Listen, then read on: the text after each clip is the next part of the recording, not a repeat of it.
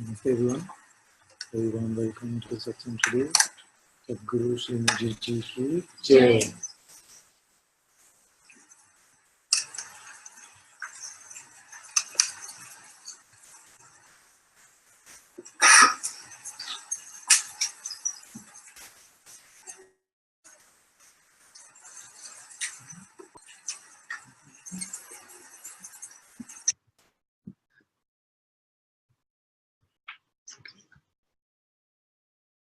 There's one Not a lag.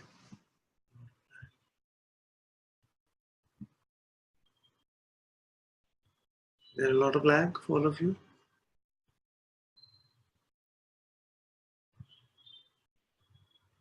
I'm saying hello now and it comes to you after a minute. Hello. Hello.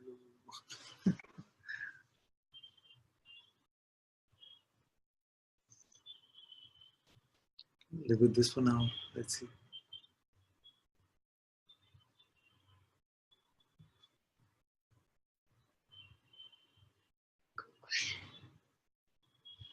Mostly good.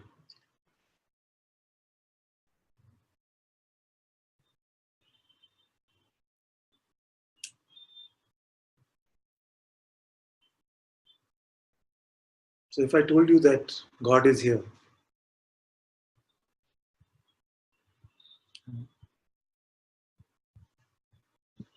I'm saying God is here, and you said, Father, can we talk about that emotion I felt for 5 minutes yesterday?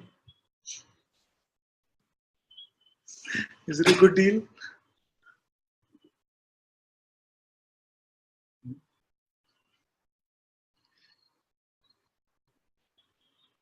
I say, God is here.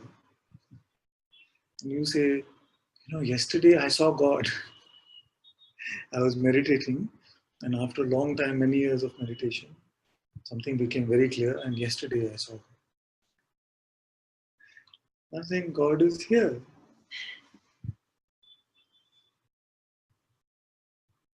And you say, why do I get this intermittent pain in my left elbow?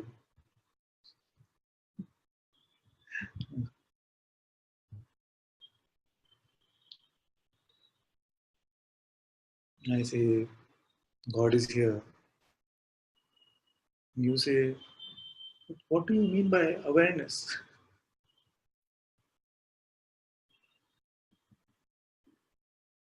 What will you exchange God for?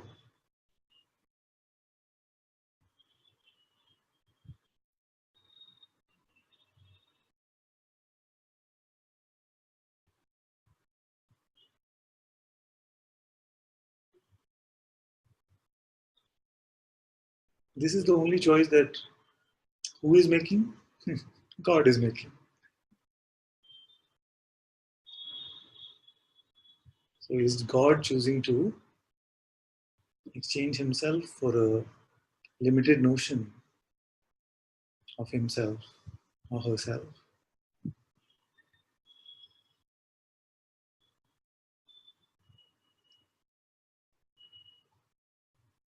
How about in satsangs from now on, if I find that we're exchanging God for a notion, I just say, but God is here.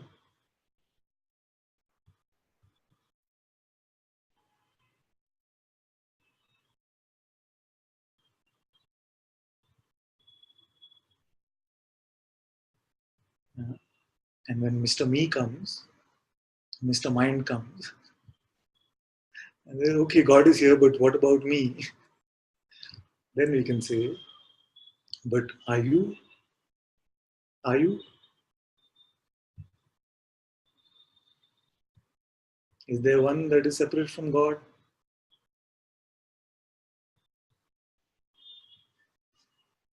That is inquiry.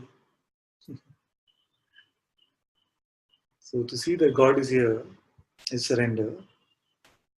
And when the mind comes and says, what about me? What about me? You say, who are you? So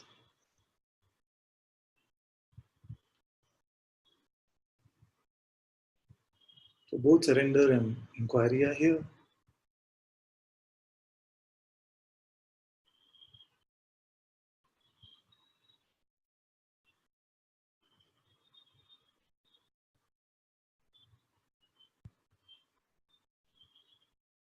You see, this is the primal difference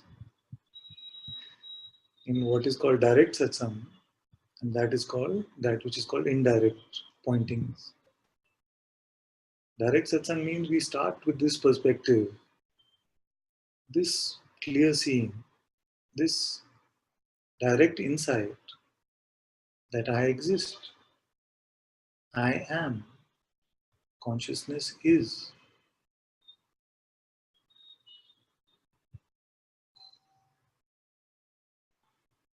Whereas if it was indirect, then first we would all collectively pick up the presumption that we are a person, we are people, we are the ego, and then figure out ways to get to God or get to the truth.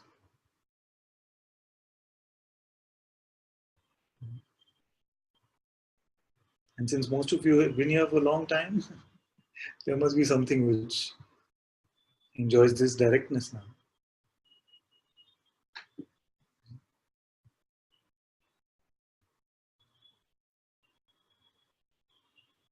So either when we choose to pick up a notion, when we choose to pick up a concept, a thought, either there must be a sense that what is being shared in satsang is not true, that there must be a God and a me, and the me must resort to these concepts, notions about itself, or it's just a bad habit.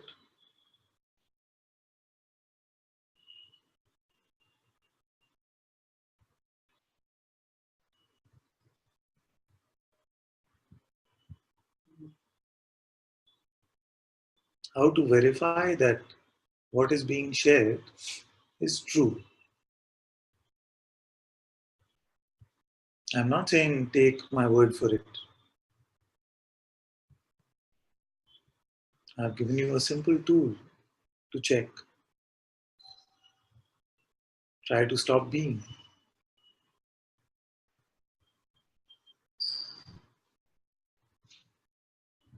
Don't be for an instant.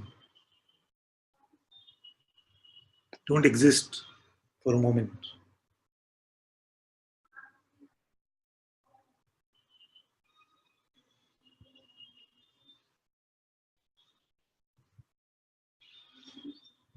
Did it?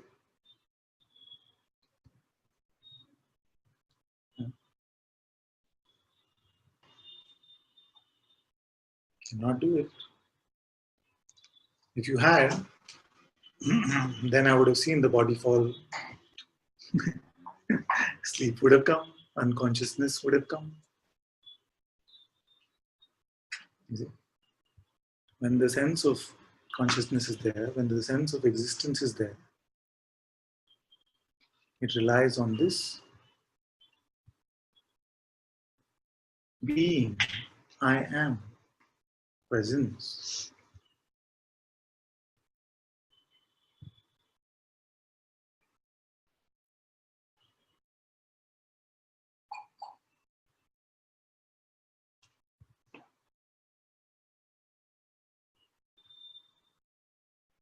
Now, stay with me on this point.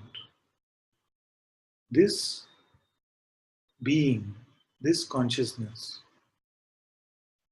the mind has convinced you that it is personal, that it is limited. This presence, this being that you cannot stop, this existence that you cannot stop, the mind has convinced you that it is personal, that it is limited.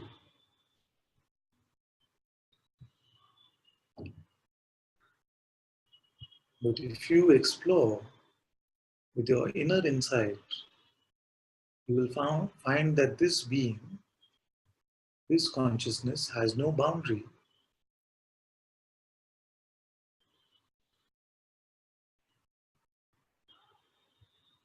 All the sensations which we call the body are contained within it. All the perceptions that we call the world are contained within it. All it needs is one moment where you keep your doubt aside and just check, where are these words? The mind will tell you that they are outside you, but actually they're just inside.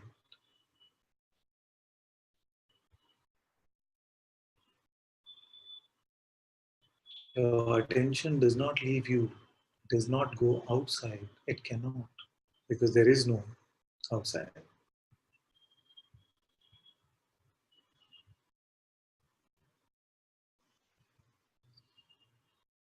This is nothing fancy. This, are, this is our simple, natural truth.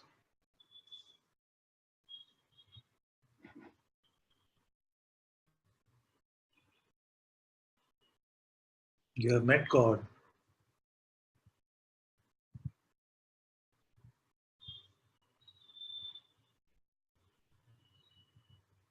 There is no greater God that you can meet except your own being.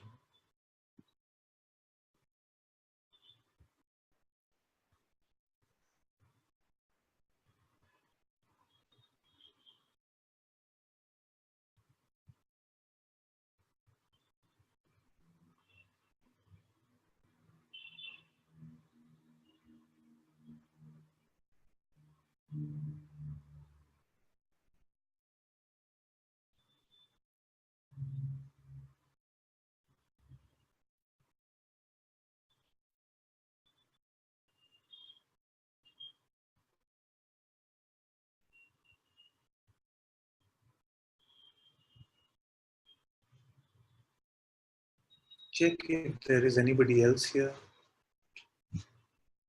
Is there a me and the being? Is there a person sitting there on the side who has your name?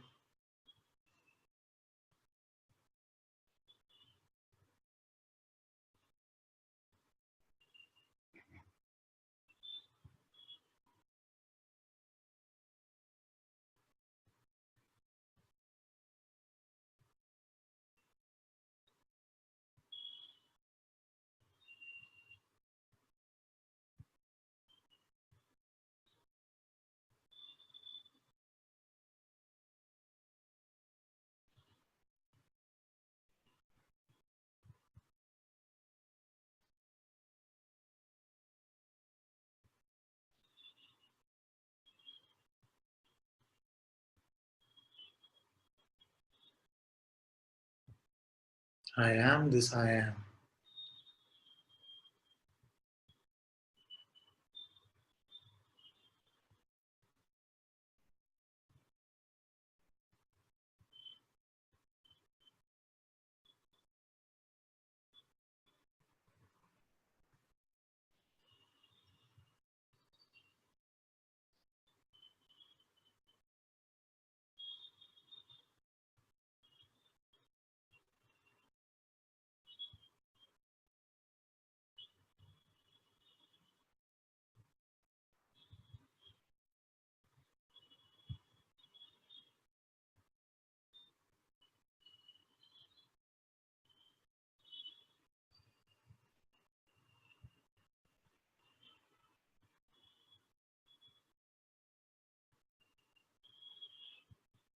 The play is continuing. All the senses are functioning in their own natural way. The world has not stopped. The body functioning continues.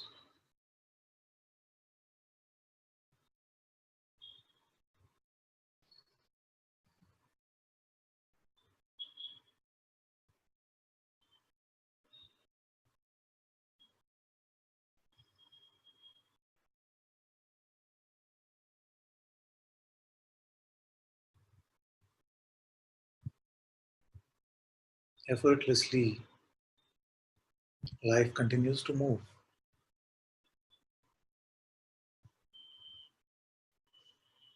In the great stillness which is your being, all expressions continue to move around.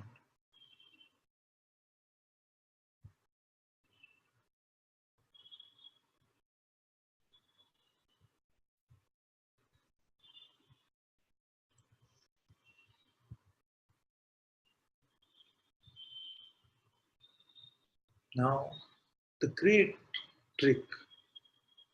the great trick is how the mind will come and tell you that you know that person that you can never find that wants something, that person that you cannot find has to do something.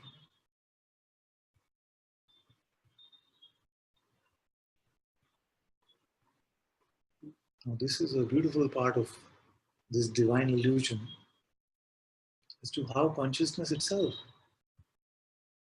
picks up these notions from its own aspect called the mind.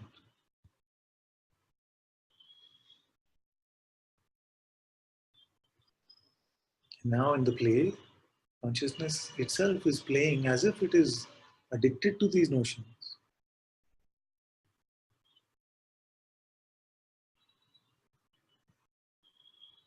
and seems to experience withdrawal symptoms. So every time we say, just don't pick up a notion about yourself, like, but. You see, the but is the withdrawal symptom,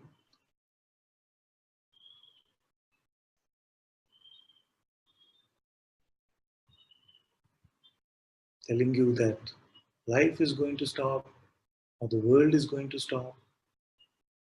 Nothing has stopped. Let me tell you from here, these words are flowing from this mouth. Is there a person sitting here saying them? No, I don't find him. They're just appearing. Just like these eyes are blinking, this heart is beating, these words are just appearing. The same is true for you. Like Maharaj used to say, isn't it? That what is happening happens, the mind comes after, post facto, and takes credit or blame. Sometimes it also comes pre facto. See, that's why it is tricky. But what is happening is just happening. And if you were to just rely on your insight for a little bit of time, you will see that this is completely true for every movement, even those movements which we have called mine in the past.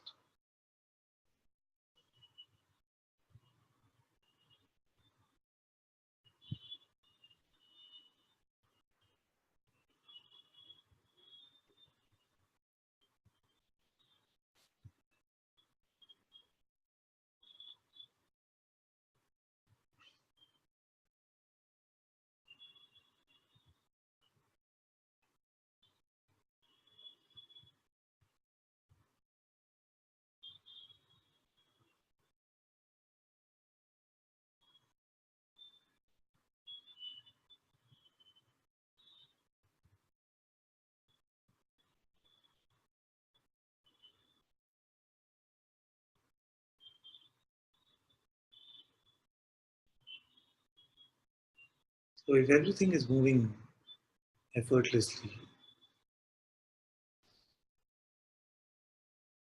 and you have to check the veracity of these words. If you feel like there is an individual entity which is doing something, you must be able to find this one. Don't rely on any conjecture now. Don't rely on any feeling. Rely on your inner intuition, on your intuitive insight, and see if there is such a one.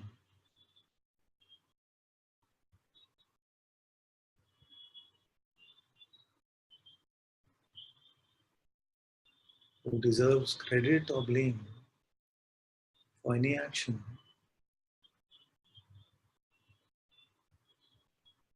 arrogance or guilt about anything that has happened.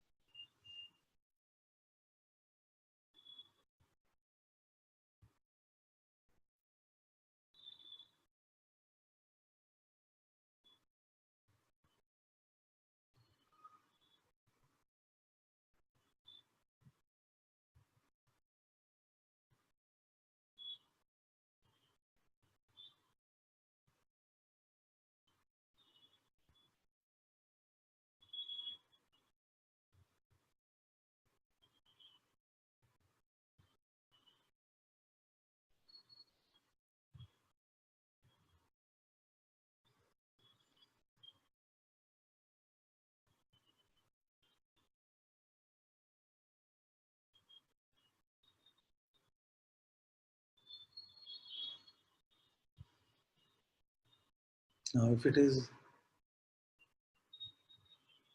God that you want, or the truth that you want,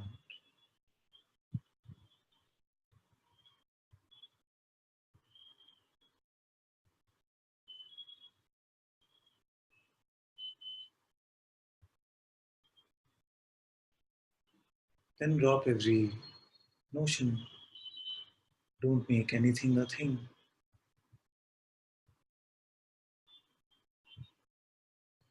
But if it is the play that is not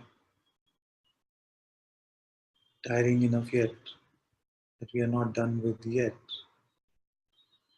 then continue to play. By all means, all of this is for God to play with.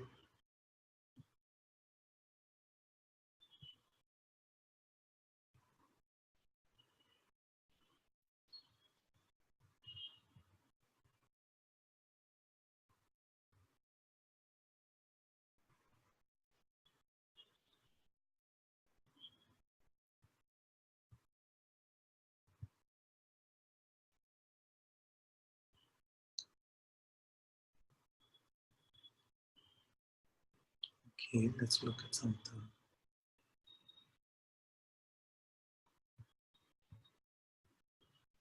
Some of the biggest notions of God is, some of the biggest notions of God is this and that. Omnipresent, omnipotent, omniscient. So to use the word God is very hard to reconcile or recognize. Excellent point Amaya is making. She's saying, because we have defined God to be omnipresent, omnipotent, and omniscient. So what happened is that when we heard these words, we made conditions about them. So omnipotent, because we believed ourselves to be a person, then our idea of omnipotence became somebody who's giant, huge. If he appears, then his nose will be able to stand on or something. That strong, so strong. But now, what you're finding is a different type of omnipotent. When God is, then the world is. When God is, all of this time and space is. Gravity, electricity, light, sound. Only when God is. I am. I awaken. I am. And this whole light and sound show starts to show up.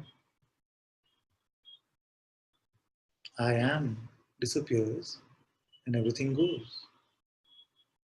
I am appears and a different realm can appear with strange people and strange objects. that which we call a dream. Now this I am disappears, then again I am comes, and any realm can come with its own time and space and objects and qualities, attributes of all sorts.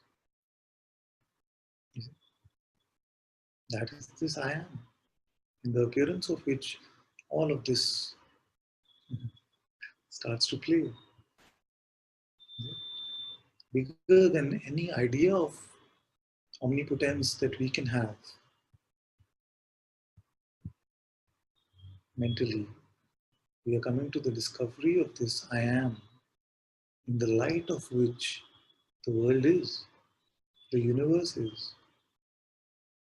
From there, the sage can say that the universe is nothing but the body of God, which means what? It's just the phenomenal aspect of God.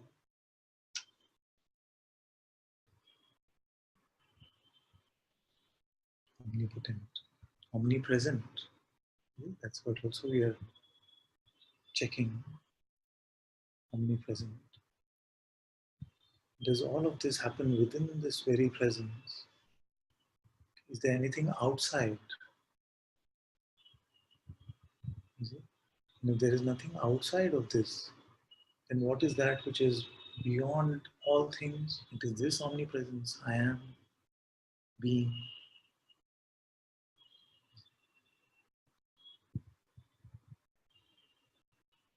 So power and presence. Then omniscient. What is it that knows everything? Again, we expected when we originally heard knows everything, we again expected it to be in a personal sort of way. Only when I know about the future, I know about everything that happened in the past. I know everything, is it conceptually or experientially. Only then will I say, I am omniscient, or I am God. What we are finding is that that which is perceived here, that which has our attention, only that exists. Whether that attention seems to be on the so-called present environment, on a so-called memory, all of this past or projections of future,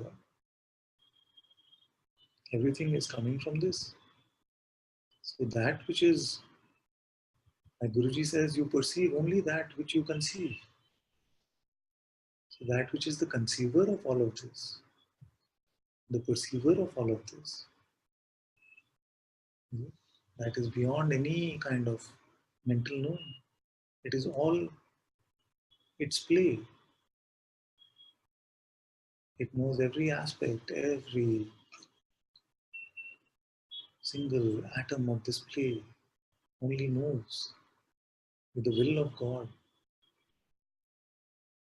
It is said, no, even the blade of grass moves only with God's will.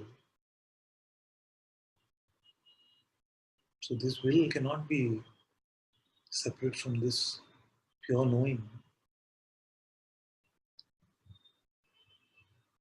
So in this way we are recognizing that what we had understood about these concepts, that is being blown apart. And we're coming to a deeper recognition of these, which are called the qualities of God. And seeing that from this place, these are true. What we had in mind about them, yes. And that is why when we come to the recognition of this being, it can seem so simple, so innocent, so gentle, that we can feel like what happened to that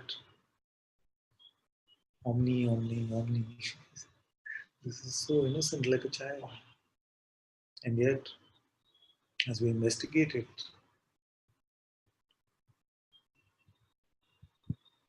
as we dig deeper into our own presence, we find that all of this is completely true, but it is so much more. And it is not true in the way that we expected it to be.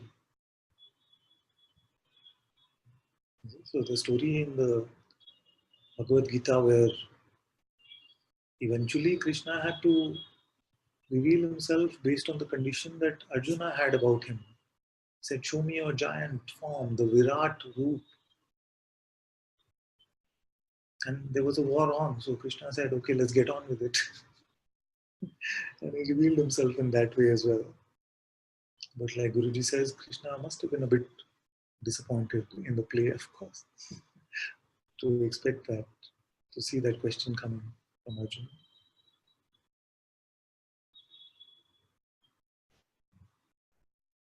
So hopefully with this little bit of sharing, just like, you see, the I has been used in a different way, but it's changing now to beyond attributes, without beyond form. In the same way, all these definitions will also change.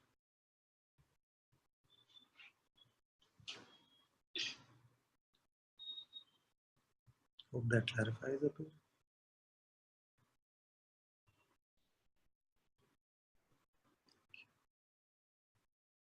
Amos says, Namaste Ji, there is a very strong urge here to come up with a question, if it is possible. Yes, you can come, my dear.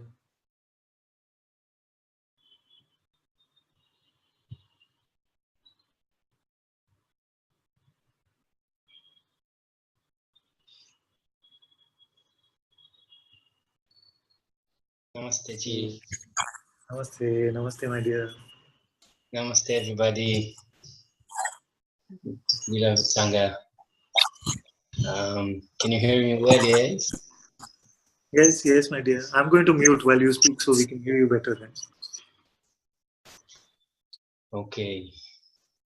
So, wow, I'm very excited.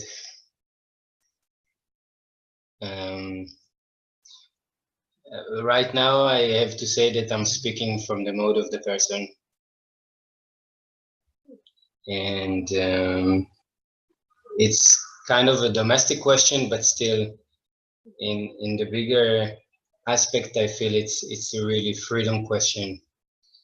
And often, a couple of times I heard Guruji talking about relationships, and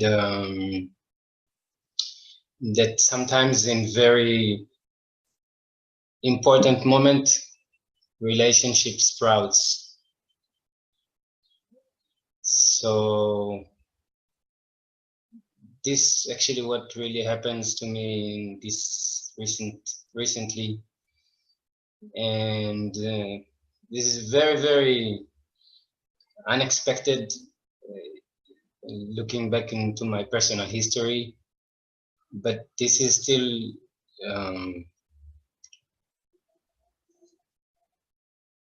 this relationship started unexpectedly, and my question, if I say it shortly, is that I'm really trying to be aware of all the mind which became much more active with projection and worldly thinking, some pride about this relationship, and I'm really aware of what's going on in my mind, and not really to fall and questioning and into inquiry, who is it that proud, or who is it that wants something. But still I'm afraid that this, in order to put all myself into the relationship, I'm going to lose my focus on what I want the most in my life. So I don't know.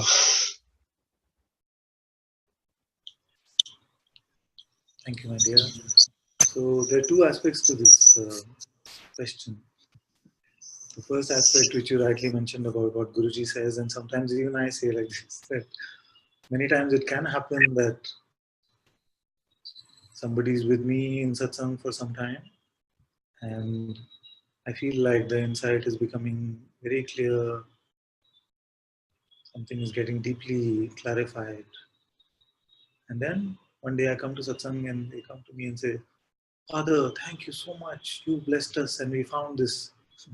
beautiful partner, my perfect man or perfect woman. Always wanted. I never knew that coming to satsang will get me this.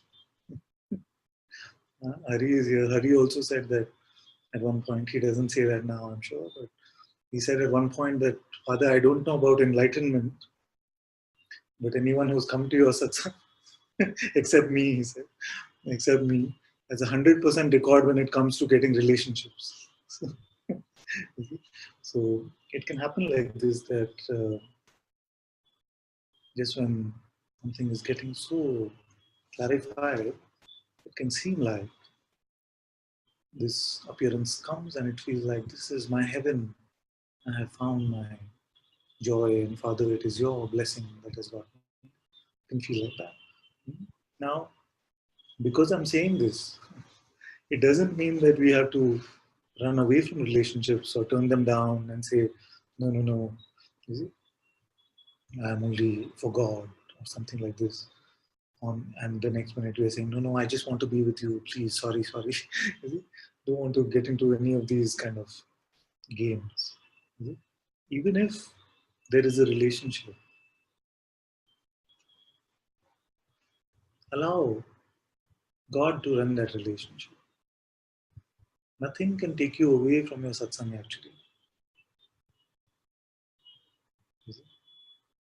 Another simple story which I have for you is that someone came and stayed with me for a few days, and they also had a beautiful relationship, but it was not going through very good times. So he said to me, Ananta, that when the relationship started, it was such beautiful grace. But now see what has happened. And I remember telling him that, but grace is not selective. If that was grace, then this is also grace. Everything is a functioning of grace. So what I mean by God running the relationship is that you remain empty of notions, preconditions, expectations, and see how the play of the relationship can function very beautifully or not. Either way is fine. But you take out your personal investment from it because you had those for quite some time. Try this one. Try this new flavor of relationship, which is empty of expectation, which is empty of wanting to change another, which is full of freedom. Because what happens when we say relationship? Usually, Father, I found this one, she's so beautiful, and we are just opposite. You see, we're just opposite. We complete each other so beautifully. Like it starts. Then after 1 week, Father, yes, yes, it's very nice, it's going very well, but you know, this one thing, if she could change about herself, then it would be the best relation. Okay? Then 2 weeks later, oh, but there's too much thing, you know, I wish she could change a little bit. I am changing, I am doing everything for her, I wish she could also. Then these kind of grievances, they start to come, you see. And the same things which were so attractive before the relationship started or in the beginning of the relationship, soon these opposites which were so attractive initially, we want to change them. We want to mold our relationship in our own nature. You see, in that way we want to play God, not recognizing the true God which is always here. We want to mold the relationship in our image. So now you try a new type of relationship. You try a relationship which is as full of freedom as possible. There is no relationship which is 100% free. Okay? There's bound to be a little bit of expectation that comes, a little bit of grievance that comes. That's fine. But look at it this way, just give that relationship complete freedom. Your partner as well as this body which is here as well. No guilt, no expectation. Just God, if God has put you together, then let God run it.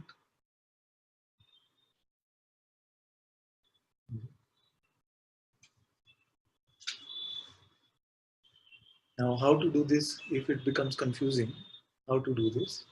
I don't know whether your partner is in the Sangha or not, but either way, it doesn't matter. What you have to do is whatever might happen, you keep your eyes on your master's feet.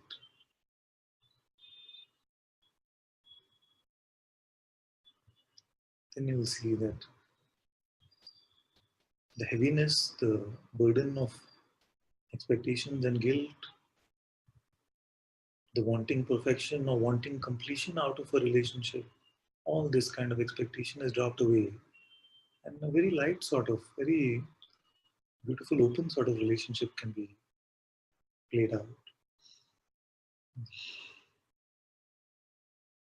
I often give this example that if you both just look at each other, then you will reach a point where you will intersect and cross, start to grow apart, you see.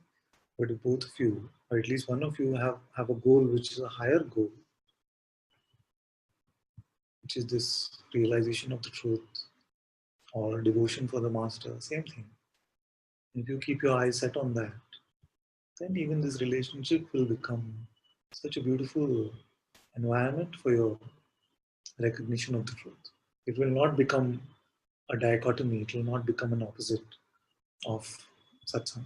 It will become a part of your satsang. That's the advice which is coming up now.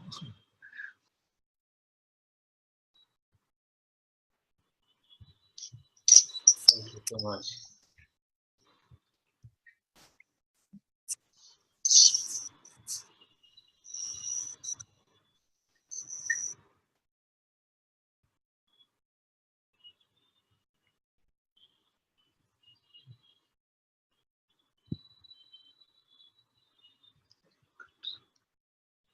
Very good.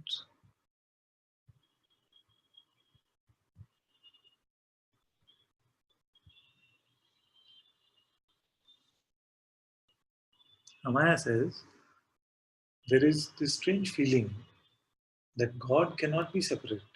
It is in all that is, but I cannot be God. So it's only reconcilable here in there is no I anyway.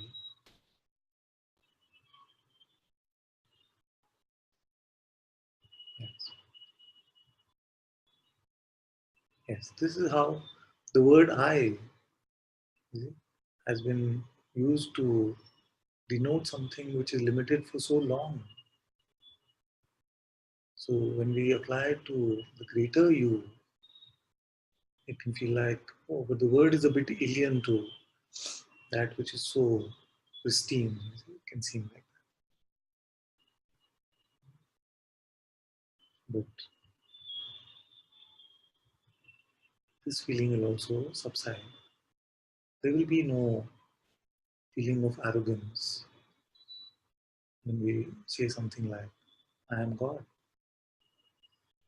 Or even beyond that, if you were to say, I am that in which even this consciousness comes and goes, higher than God.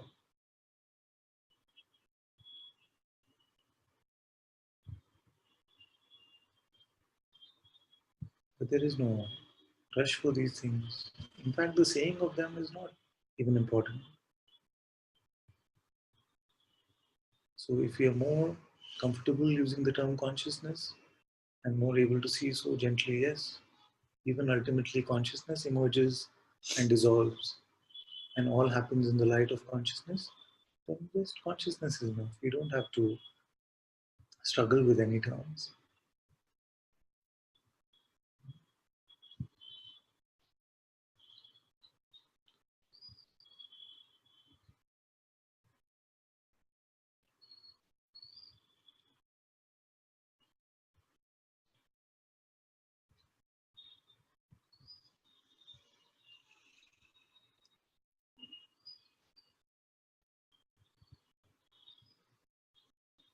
I must say, Father, this I amness is from first breath, maybe from the fourth month of pregnancy till last breath.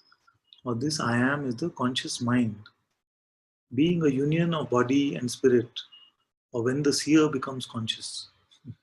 Kindly throw some light on this. For me, this I amness happened at the age of 4 years. Better forget about it.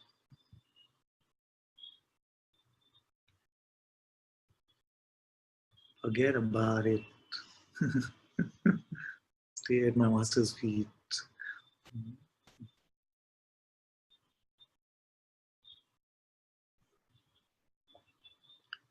Jyotima says, Father, can you look with me? Something seems to be stuck. So you want to do that thing? I say God is here and you say something is stuck.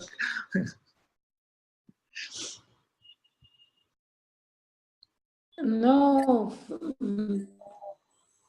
So is it true God is here or no? You know, when Are you like entering through a tunnel which there's some obstacle? I do, no, that's not the obstacle part. It's just that at some moments there's just this you know, when you say don't like when you explain or when you point out that you're free now, just now, and that became so clear that you know, when you just don't pick up anything, you know, the pointing became really clear. And it's, I mean, it feels energetically also really light. I mean, like this heaviness of, you know, with the ego just, or the not even an ego, just the ideas that one had about don't seem to be there. And then it seems like you're just back, you know, like you go back. I don't know how even to explain. And then it feels like, you know, you're struggling again to let it go again and again, pick up, drop this, and then Okay, then so it's, can we try this now? yes, please. Okay, so God is here. Now go back and show me how that happens. What comes back?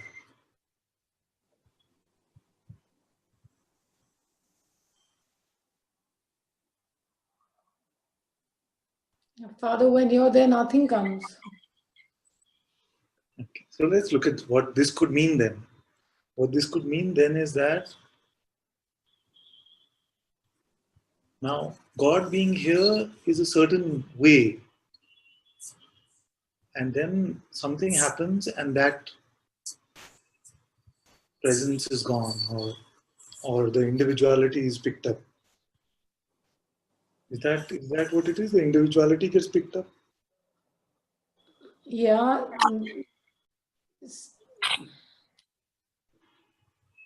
But even that's the way, I mean, when I'm sitting with you, I can see that however big this idea of the individuality or whatever might be, it's also still seen from a place of stillness, or I don't know how to this, from this place of who I am. I mean, I can, it's, Exactly.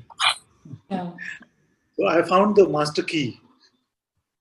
You know, the master key is anytime you feel like you have a problem, you should just feel like you're explaining the problem to me. And then that explaining the problem to me, you will see that, huh? Okay, actually, even this picking up is not really happening. Even I witness even this picking up, and nothing has really happened to that which witnesses it.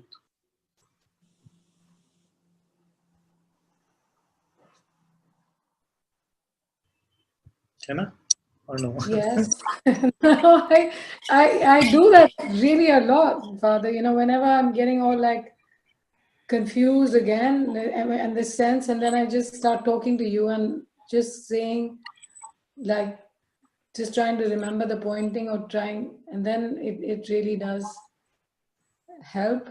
I mean, it helps in the sense of, again, there's this place of just, and the thing I noticed the most was that just being this being, the mind said that was not good enough, you know, that it had to be something like more special, or and then I saw that that was again just another trick of not, you know, I mean, you just are you, right? And you want to be something more than you.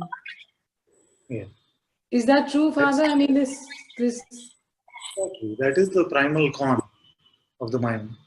It says that this that is not enough. That you must have more, or you must be more. But you can never be more than all there is. You already are all there is. See? So this is the con job.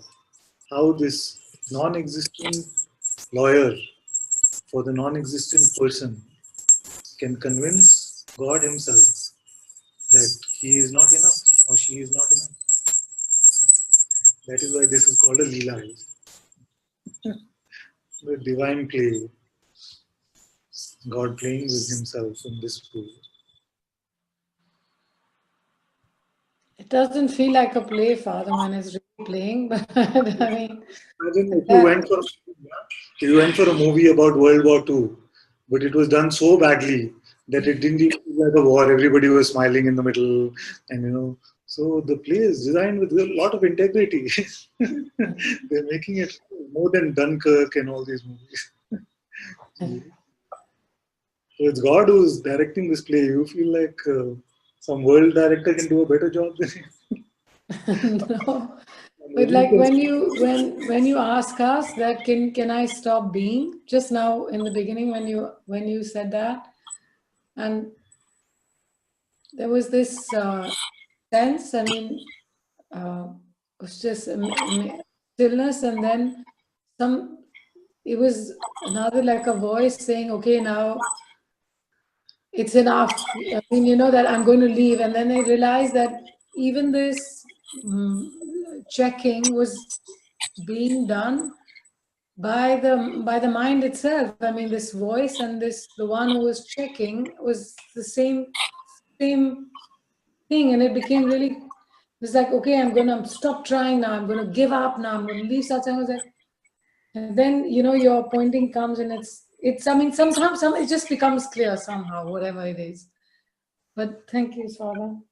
But remember always that without an interpretation, without a judgment, there is no checker guy. The insight is independent of this interpretive judgment, full of judgment mind. You see? So if you remain with your insight, then you will see that the false has never come actually. Just some thought comes once in a while, a sense of belief comes once in a while, the flavor of being personal comes once in a while. But actually, even in our day-to-day existence, it is just being. We are just being. That is naturally what is happening. But it is this momentary picking up of the individualistic notion that we feel like has become the overriding theme of our life. Actually, right now it is gone.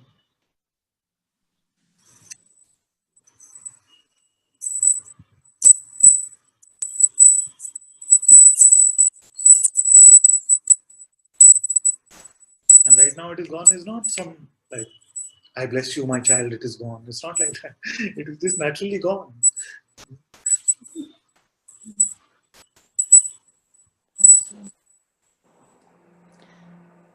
And can it be like, Father, when you say this picking up, it feels like when you just say as the being, you just see this like flowing with just different energetic movements, like like it's like like you're going through a mist. You know what I'm saying? Like the mist passes you. It's just like some energetic movements you're just experiencing, and then they come and then they just go away. Like Guruji says, this passing cloud, it just comes. And sometimes it's, Father, that when I was saying I was stuck, this feels in the body, like on the left side, like on the shoulder and the head.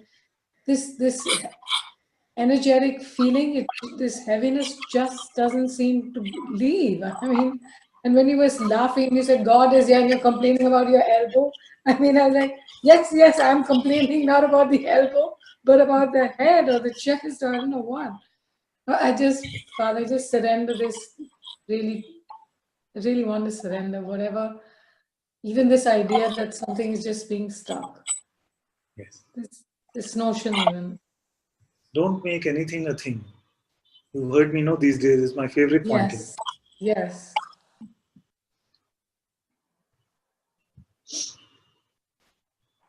Don't make anything a thing means it's for God to manage. Or Sadhguru to manage.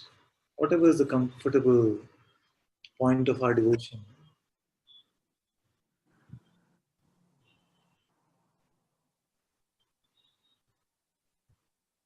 Because whatever is worthy of our devotion can handle it much better than whatever concept of me that I might have.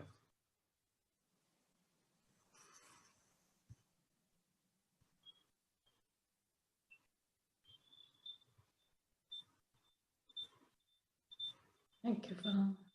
Thank you, Michael.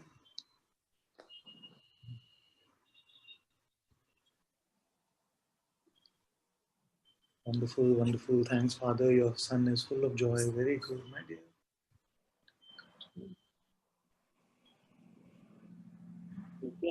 Father, can I come out? You can come, my dear.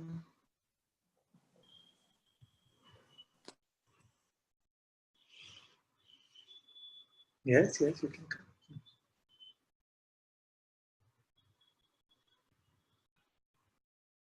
Hello, do you hear me? Yeah? Yeah. Good. Um,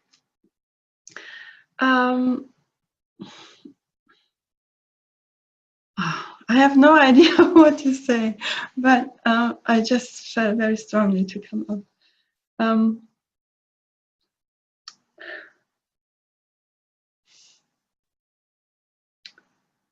There was, I think I want to start with a little story, what happened yesterday. And so my laptop broke yesterday, yeah, and my laptop, yeah. The laptop is really my life, yeah.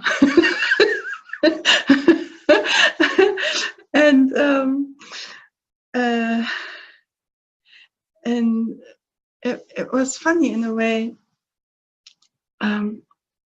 because how to say that, it was just the usual habit was going on, you know, getting panic and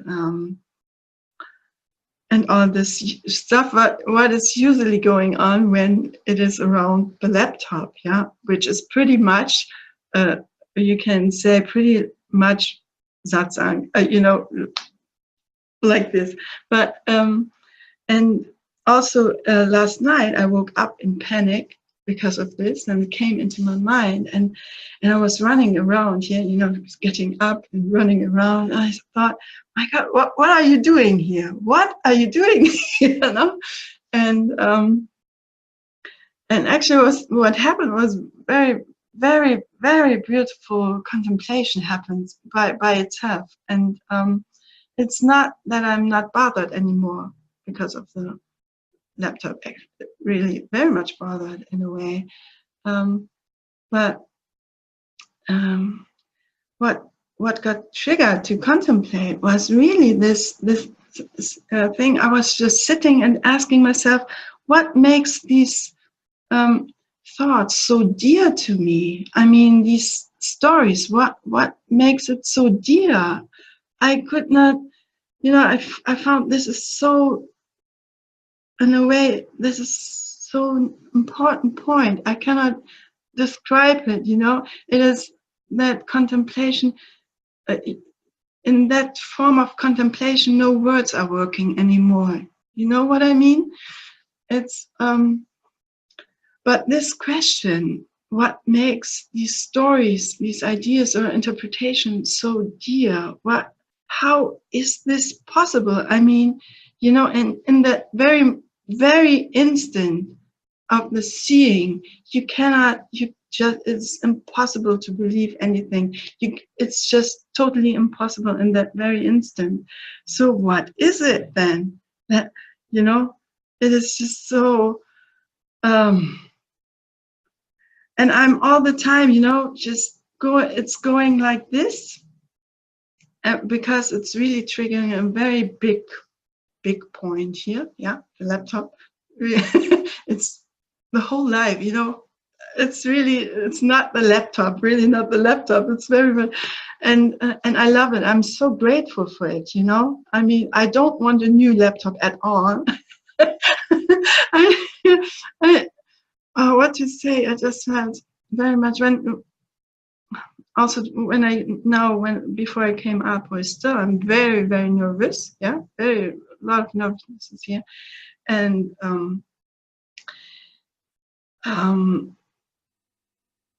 because I know when I come up with these things, and it's just, I cannot run away anymore. It's totally impossible. I'm just, it's gone then. When I come up, I cannot hold on to it anymore. It's just impossible.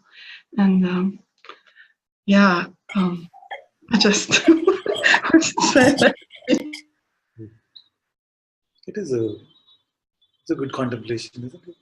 And why it's serving as a good contemplation is because you're not taking a concept, oh, the laptop is my life, and replacing it with another concept, no, the laptop is nothing, it's just phenomena, something like that. You see, you're not doing that. So, and because you're not doing that, you see, the mind is not getting another resting point to go to. So it wants to say, okay, this is my attachment, but I'm beyond this attachment now. This laptop is nothing. You see, so it's not getting conceptually replaced anymore. So life is showing you the nature of attachment, what it means when Ashtavakra says this me or mine, this play, doesn't have that power over me now. You're looking at it and say, what makes something mine? What is it? My life, my laptop, what makes it mine? And you're not able to just brush it under the carpet now, because you know that even that opposite will just be a concept. You see? So we can't just band-aid it away.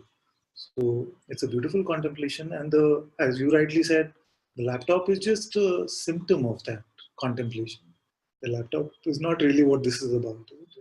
So just like this, I'm happy that this contemplation is there, because in this contemplation, the nature of attachment, the nature of how something becomes mine, how an object, which is an appearance, and it is always known that this appearance is going to disappear as it appeared, and yet something can latch onto it and say mine. What is that mine? Where does it come from? So I feel it's very beautiful. Let's go with this. Can I say something more? What just comes up? It is this laptop triggers really what triggers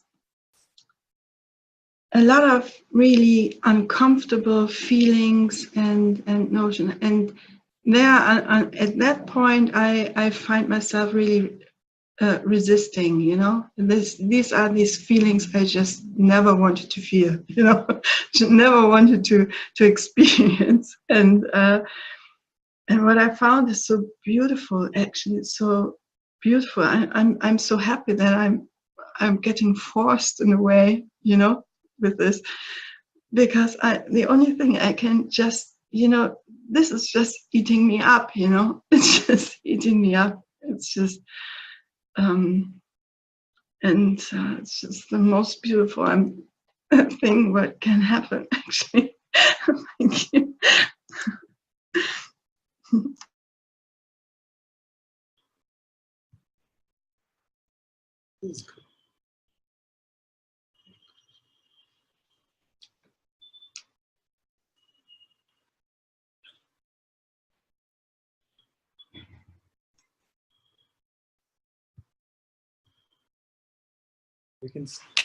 This is what happens. You see, when we come to satsang, then all of these things which we have hidden away from start to come, and you can't really avoid them now, because you're not buying the opposite concept also, not hiding away from these things which come up. So right now the laptop is just like a trigger. You said very rightly, it's a trigger. Like the laptop is mine, and what happens if it goes away? If I don't have it, what happens to my life? So two things you're already contemplating. You see? My laptop and my life. What about a third thing also, my trigger? Whose trigger is it? Because then we can get attached to our triggers also. Oh, this is triggering me now. Oh, so this is triggering me now. So that also becomes mine. So that my triggers also can be an attachment. Funnily enough, you see, funnily enough, we can come to this place where we can feel like, wow, these are brilliant triggers. These are my triggers. They're very nice. You see? So what makes the triggers also mine? We can this beautiful, you see, different levels of attachment that we're looking at. One is purely phenomenal laptop. Second is like consciousness, my life. And third is even that grace which is triggering you, my triggers, and I am going through this process of seeing all of this. Who is that one? So much to look at. The natural, beautiful, open way to contemplate is very nice. Very good.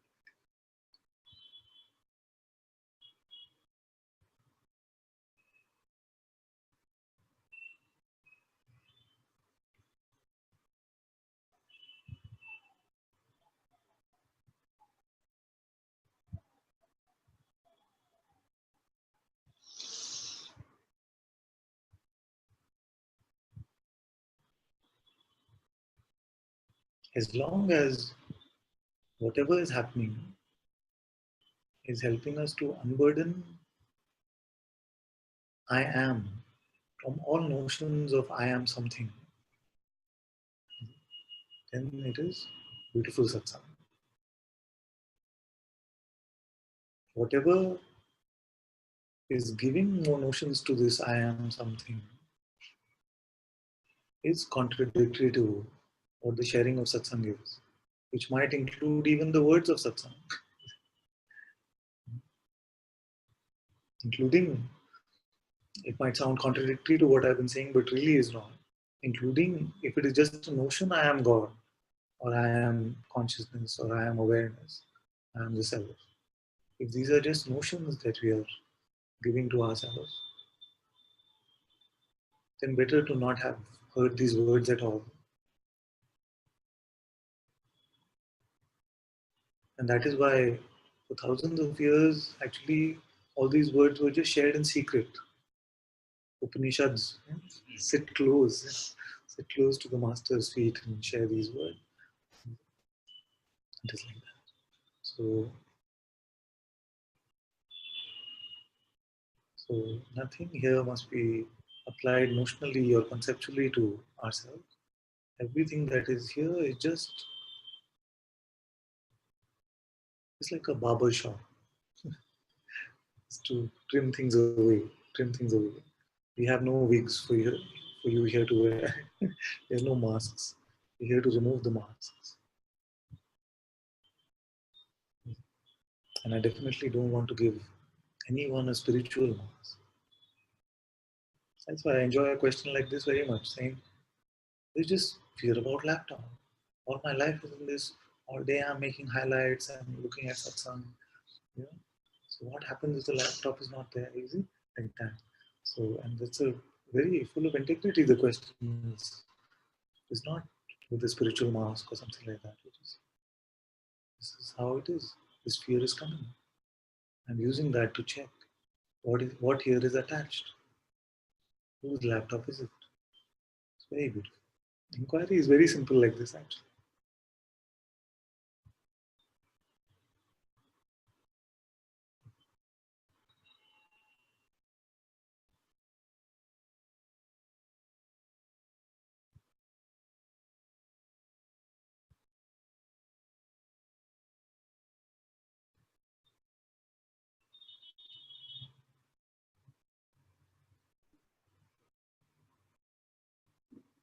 Surrender means just with this insight of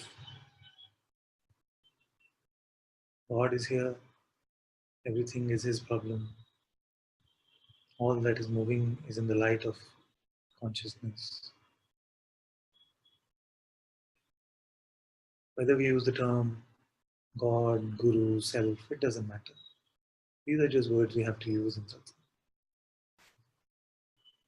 Bhagavan also said very beautifully, God, Guru and Self are one. So whatever we feel naturally devoted to you. That we can say.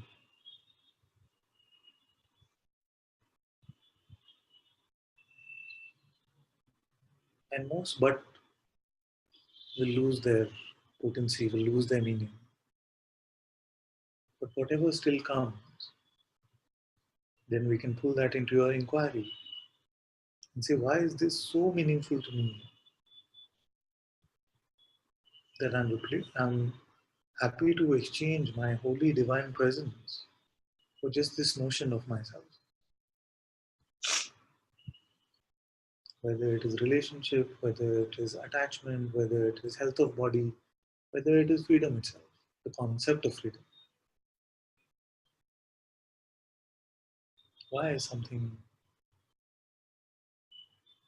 so meaningful, so valuable to me now? Who is me?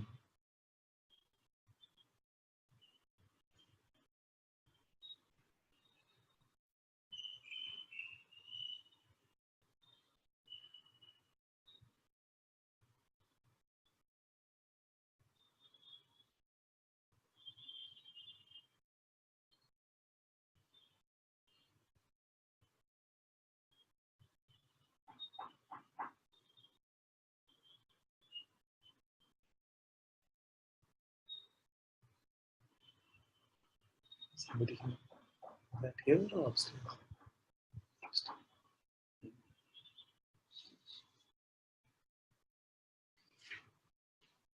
No, it's not here. It's upstairs.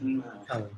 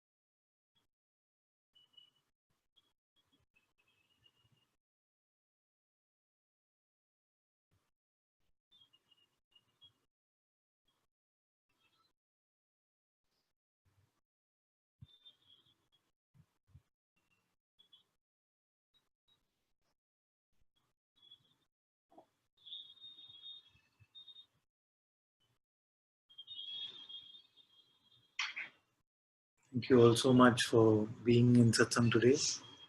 Sadhguru Shri Mujiji ki Jai. Jai. Sadhguru Shri Ananta-Ji ki Jai. Jai.